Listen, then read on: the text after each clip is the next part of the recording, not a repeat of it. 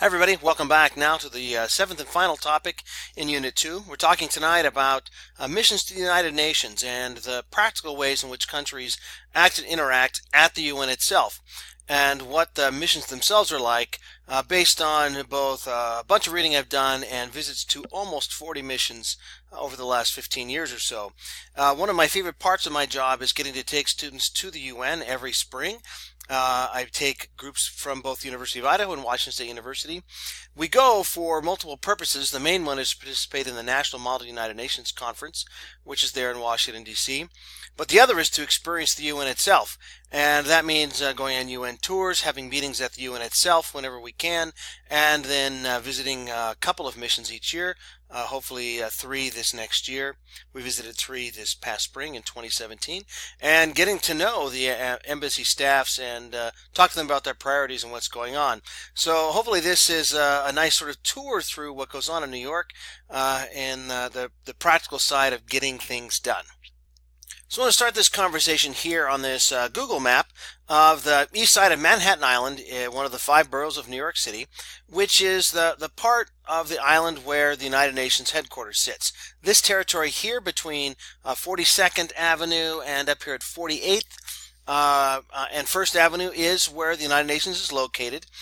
This is a very heavily guarded territory. It doesn't seem so from the outside, but there's, for example, a no-fly zone over the top. There's a careful patrolling of the grounds because in and out of the UN comes heads of state. There are already diplomats that are UN specialists, constantly high-level visitors in and out, both from diplomats and countries and non-governmental organizations, but also celebrities who are part of the UN ambassador program, and also people who are important in almost any industry you can think of who come there to consult and to negotiate and to try and make deals. The missions to the UN are spread out in a wide sort of range on the island, into different parts of the neighborhood. So you'll see on this map certain things that are called consulates and other things that say permanent mission. Now, these are not exclusive.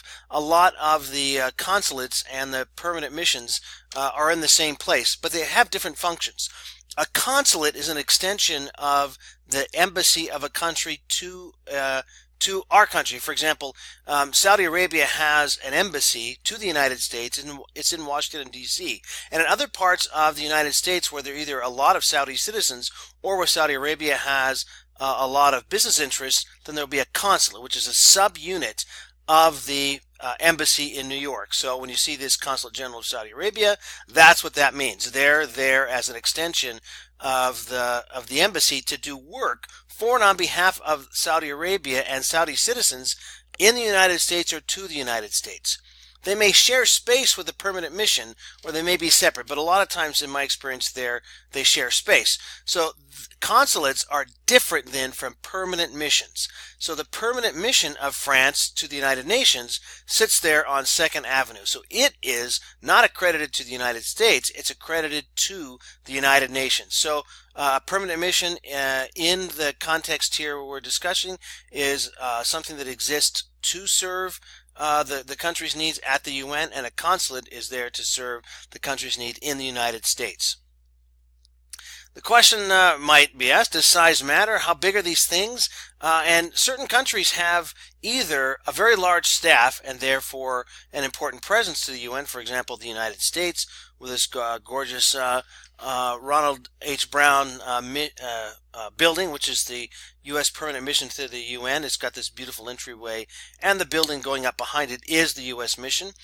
But sometimes other countries that are relatively smaller in terms of the world scale also have a very important presence here, and they decide to emphasize that through having a very dramatic mission presence. So the Uganda House, it has both the Uganda consulate, that is that piece that's Uganda's representation to the United States in New York, and also its mission to the UN.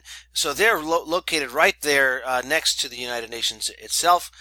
We've had some very interesting meetings there with Ugandan diplomats in the past.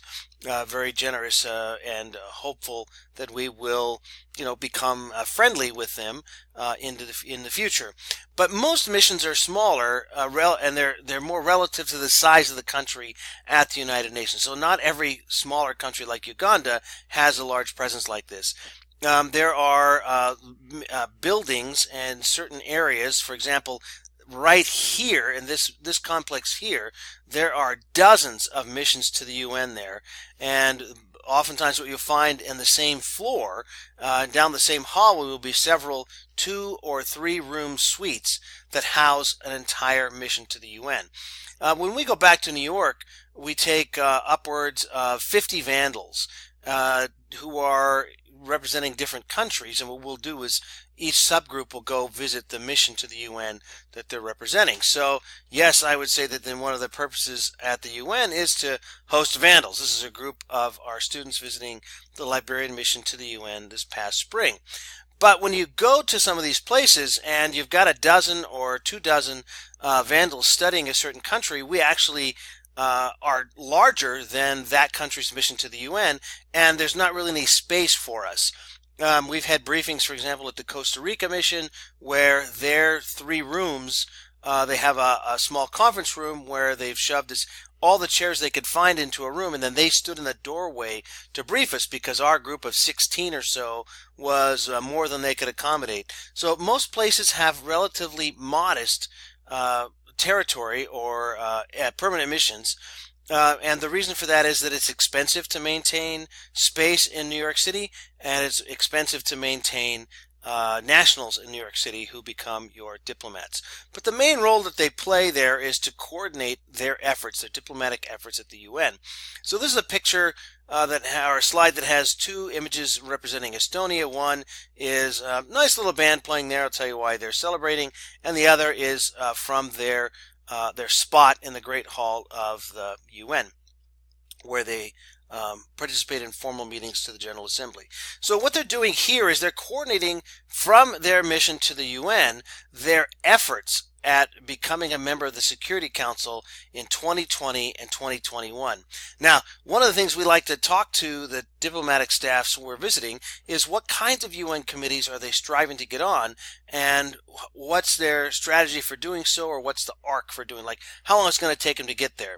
So when we visited New Zealand 3 years ago, they were in the 10th year of an 11-year effort to get elected to the Security Council in a particular biennium. So they had known which 2-year period they wanted to be in, and they began campaigning 10 years prior to our visit.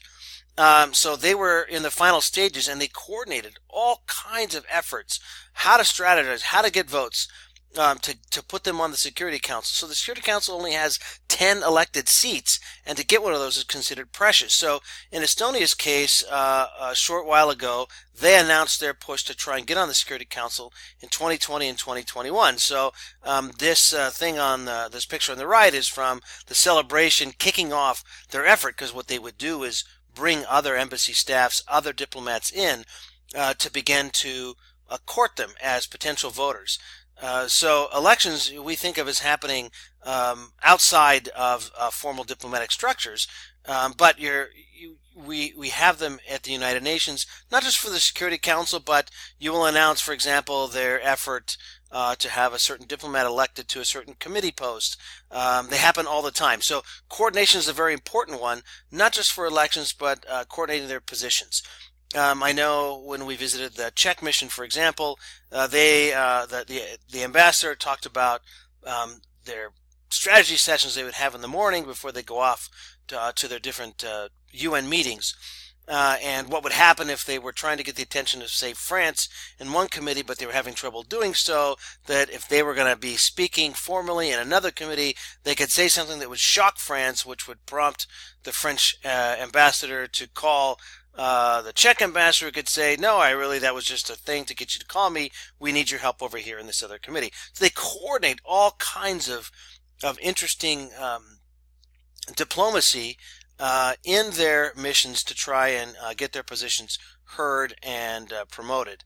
But they also do things like host honored guests, and particularly if they have someone who is respected globally, then they're going to try and have a role with that person in and at the United Nations. So this is the plaque that's outside the mission of Pakistan to the United Nations. I've been inside that mission. It is ornate and gorgeous, and it really makes a statement when you're in there. But they have one of the more famous activists in the world who is Pakistani. It's Malala Yousafzai, who won the Nobel Peace Prize a couple of years ago.